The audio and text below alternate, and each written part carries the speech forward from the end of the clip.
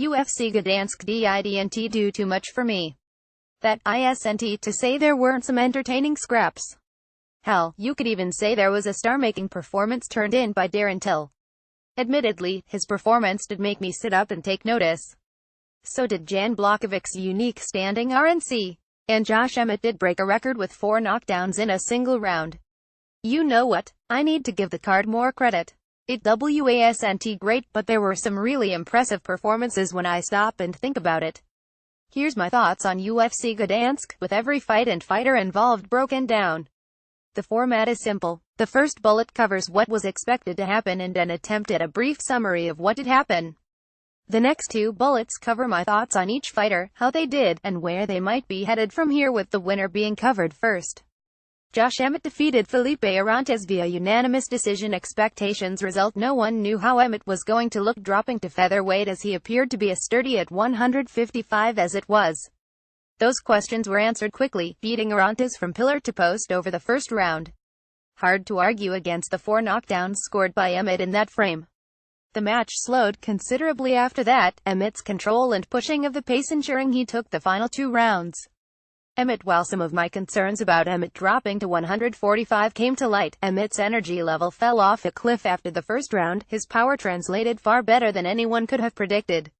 I struggle to see him developing into a contender at featherweight, as I'd expect most opponents to adapt to his road striking, but he certainly deserves a step up in competition after that performance. Arantes, aside from his toughness and resilience, there isn't anything positive to take out of this performance for Arantes. Being knocked down 4 times in one round is indicative of extremely poor defense. The fact the knockdowns came off the same punches shows a fighter unwilling or incapable of making in-fight adjustments. Arantes looked reluctant to engage after that brutal first round, settling for flicking the occasional kick or punch as Emmett marched him down. Usually I enjoy Arantes' performances. Not this time. Aspen Ladd defeated Lena Landsberg via TKO at 233 of RD2. Expectations result: as one of the brighter women's bantamweight prospects since the inception of the division, Ladd was a firm favorite, provided she avoided the clinch with the elbow princess. Inexplicably, she initiated the clinch in the first round, giving Landsberg the first round. Settling down after that, Ladd found an early takedown in the second and found herself in mount soon after. It was academic from there, unleashing a torrent of punches with primal screams mixed in before the stoppage. Ladd: perhaps the opening round can be attributed to octagon jitters, as there is no way Ladd could be unaware of Landsberg's abilities in the clinch. Ladd seemed to realize the error of her ways late in the round, stalling to get the ref to step in to break the action. Ladd fought smart after settling down, listening to her corner between rounds and taking the fight where she needed to for the win. I won't be surprised at all if she proves to be a contender in 2 years in a division badly in need of competent bodies. Landsberg: if you give Landsberg her kind of fight, she is extremely difficult to deal with, as Ladd found out. However, if you take the fight anywhere other than the clinch, and she is mediocre at best. She hasn't developed enough auxiliary skills outside of her Muay Thai base. I struggle to see Landsberg picking up any more wins in the UFC barring some sudden improvement. Keep in mind, she's already 35. I know women tend to age better than the men, but Landsberg isn't a strong athlete.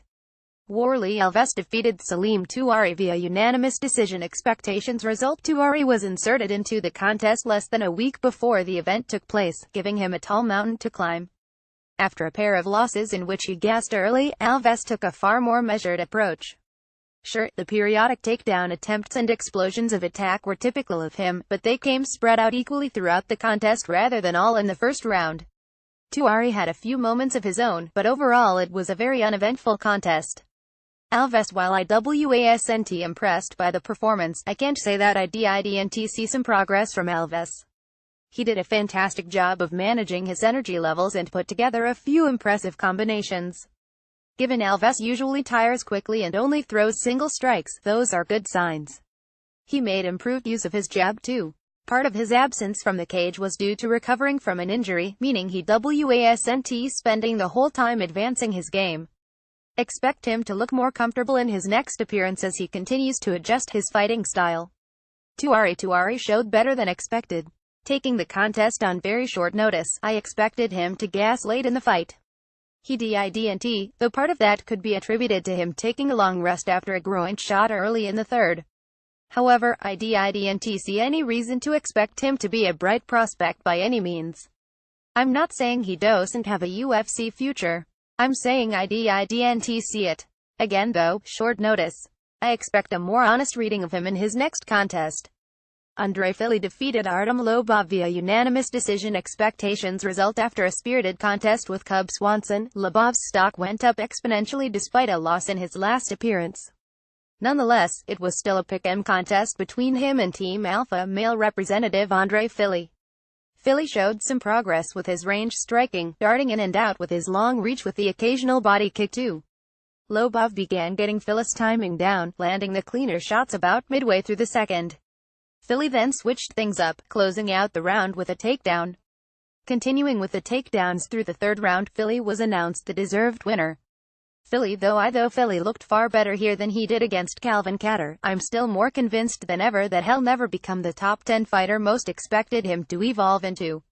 Yes, he made good use of his reach advantage, but it was hardly expert use of his 9-inch reach advantage. Fili didn't keep Lobov at the end of his jab consistently, though he did use it. Imagine how dominant Fili could have been if he could master the jab. Nonetheless, Fili did enough to secure an obvious victory and is still a safe bet for an entertaining scrap. Lobov. I'm not going to rip on Lobov in this loss much. I still hate his approach of marching forward with his hands down. I don't think it played much of a role in this loss, but why I digress. Given his physical disadvantages against Fili, Lobov didn't take a bad approach. He knew he had to eat some damage to get his shots in and began to use some good footwork to sidestep some of Fili's attacks, beginning to swing the contest in his favor. Then his lack of takedown defense roared its ugly head as Lobov hasn't faced many wrestlers in his UFC tenure. He did hint at a possible retirement, then stated he wants to take his turn at boxing. Someone needs to remind Lobov being McGregor's friend doesn't make him McGregor. Nobody will pay Lobov big money to box. His future is in MMA. Ramazan Emeev defeated Sam Alvey via unanimous decision. Expectations result. Had this fight been made under even circumstances, I would have favored Alvey. However, Alvey had to cut close to 40 pounds to get down to 189 and still missed weight. The resulting cut left him looking a bit doughy. That would be fine, but it was the lethargic performance that he put on in the cage that left viewers gagging. Emeev picked his spots wisely, clinching up at times, staying on the outside at others, and mixing in some takedown attempts. Alvey threw some half-hearted low kicks and punches, but nothing that posed a threat. Poor performance from the veteran, while Emeev walks out with a notable victory in his UFC debut. Emeev. Credit to Emeev for the win. It wasn't pretty, leaving me with no desire to ever sit down and watch that fight again, but he had a solid strategy for the fight and executed it to perfection. I was a bit disappointed that he couldn't get Alvey to the ground more, securing only one successful takedown. I know Alvey is difficult to get to the ground, but I would have believed he should have been able to find more success considering the condition Alvey was in. Alas, he didn't. Emeev doesn't have an exciting style, but he is skilled enough to keep an eye on. Alvey easily the worst performance of his career. Alvey never should have accepted this fight, and he knows it.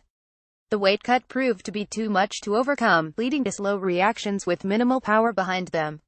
The lack of power is becoming habitual too, as only one of his last 9 fights has resulted in him stopping someone with his fists. Not a good sign for someone known as a power puncher. Regardless, I expect he'll look better in his next performance. Then again, he can only go up from here.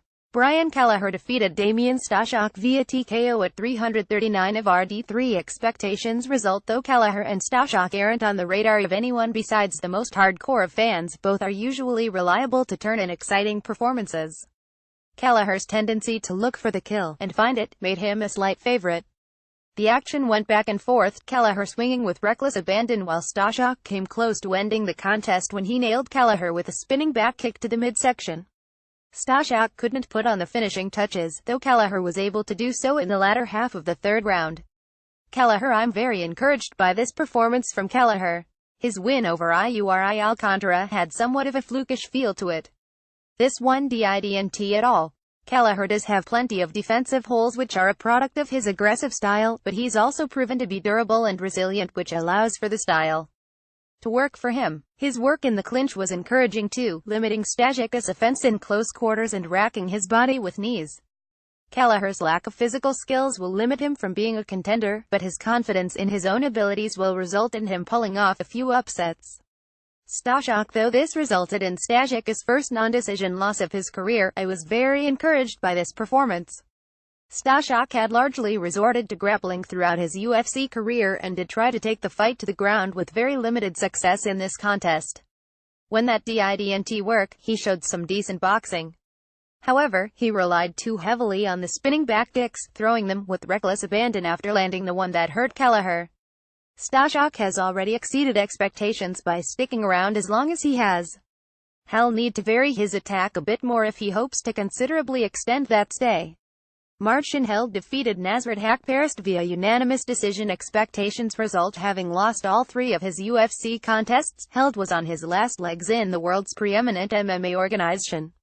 Working in his favor was Haqparast taking the contest on short notice. Haqparast wasn't scared to take the fight to the native pole, winning the stand-up battle as Held struggled to get the fight to the ground. Haqparast even scored a knockdown in the second.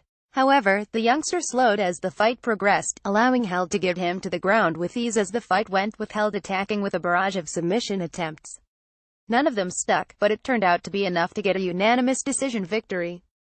Held, aside from his curious decision to continually take the fight to the ground against Diego Sanchez when he was winning the stand-up, this was the worst performance of Held's UFC run.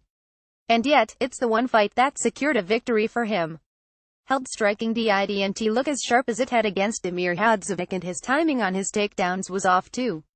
He did look like his old self once he did get the fight to the ground, going aggressively after submissions one right after another. But his inability to secure a sub against someone who has faced as low of competition as Haqparast is disconcerting. Has everyone simply figured out his game? I'm not sure where Held sits in my book at this juncture. Haqparast. I really expected the youngster to struggle with Held's chain submissions. Instead, Haqparast showed a lot of maturity in patiently working his way through every one of Held's attempts. For instance, when Held went from the ankle lock to the armbar, I thought he had it. Nope. Even more encouraging was Haqparast's heavy hands. I do think he could have finished off Held after he knocked him down in the second, but he showed too much enthusiasm and ended up in a ground war with him. What did we expect? He's young. The UFC may have found a keeper in Haqparast. Oscar Piechota defeated Jonathan Wilson via unanimous decision. Expectations result. For all of his natural athleticism, Wilson hasn't shown the necessary temperament to stick around. Thus, most were picking the newcomer Piechota to spoil Wilson's debut at middleweight. It went about as expected. Wilson was saved by the bell at the end of every round, with Piechota looking to secure submissions at the end of the first and third and knocking Wilson to the mat at the end of the second.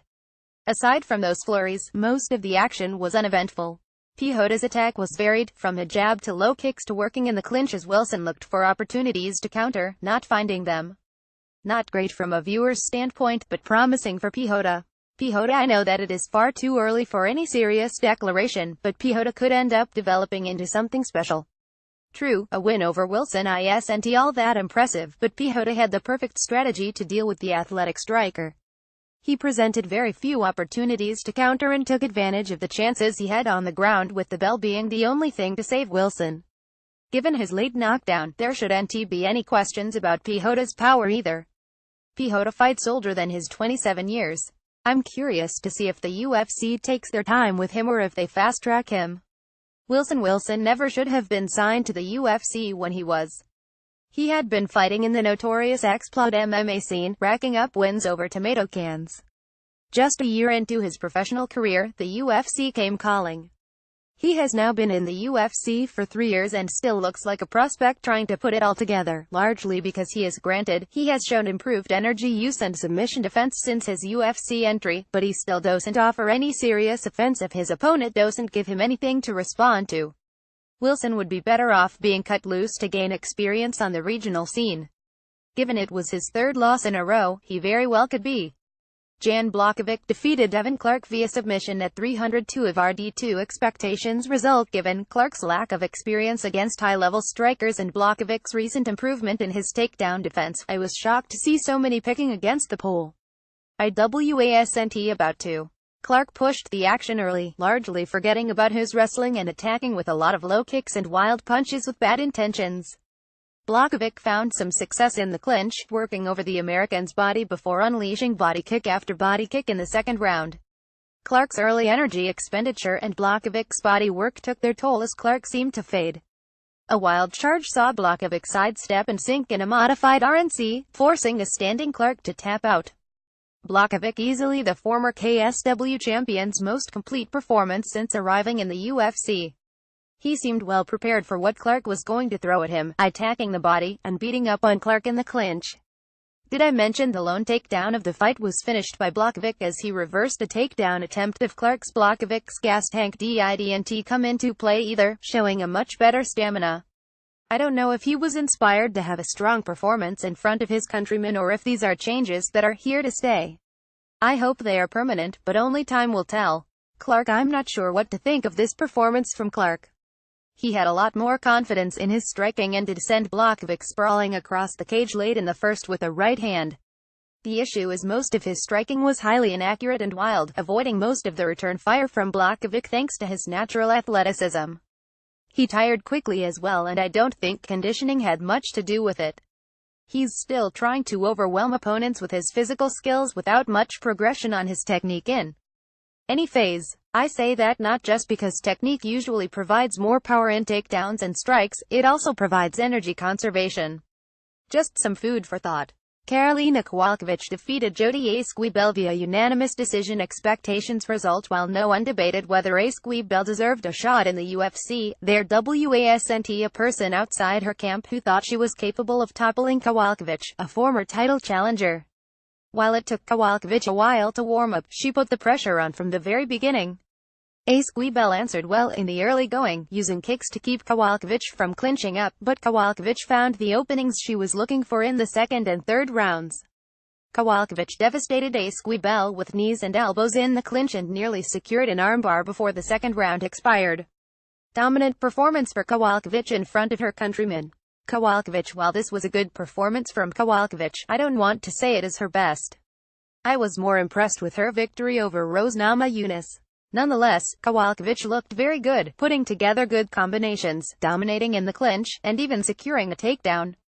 However, I'm worried her lack of power will hold her back from ever truly breaking through to the next level. Time will tell, but if she couldn't get one with all the volume she poured onto Esquibel, I don't think she ever will.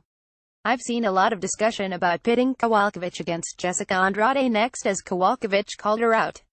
I know there aren't many other options that make sense against Andrade, but I'm not liking Kowalkiewicz's chances given her performance against Claudia Gadelha. Esquibel: nobody has ever questioned Esquibel's heart. That's a ludicrous proposition, but who in the world thought it was a good idea for her to be fighting a recent title challenger in her first UFC contest? Short notice would have been a different story, but this wasn't a short notice contest. Wouldn't someone like Angela Hill or Jessica Aguilar made more sense? Nonetheless, Esquibel's lack of size really hurt her here, as she didn't have a consistent attack once Kowalkiewicz was able to work around the front kicks. She didn't have enough oomph in her takedown attempts either. I like Esquibel as she has a solid all-around game. The problem is she lacks size and power.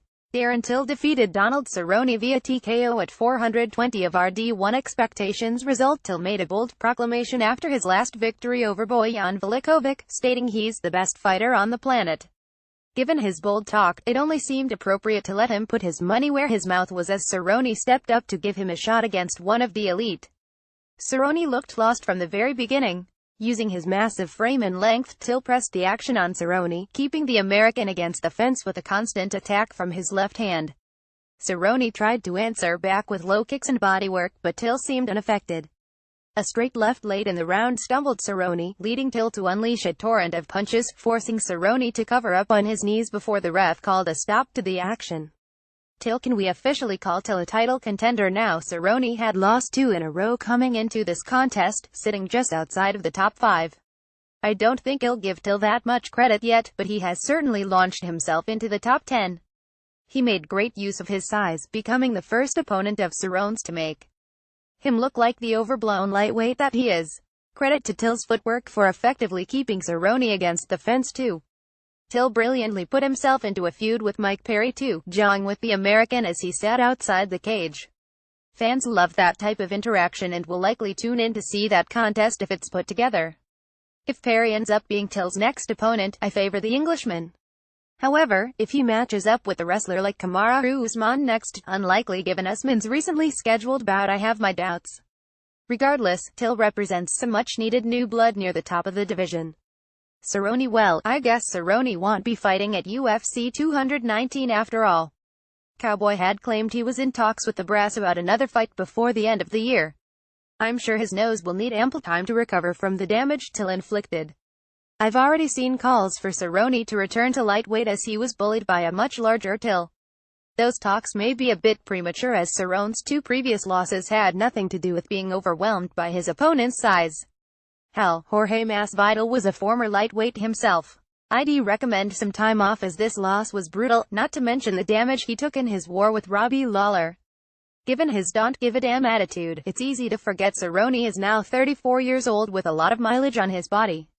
I don't think he can continue to fight as often as he has in the past and maintain the degree of success we are used to out of him. He can still provide some entertaining scraps, but the days of talking about Cerrone as a contender are over. Well, those are my thoughts. Until next time.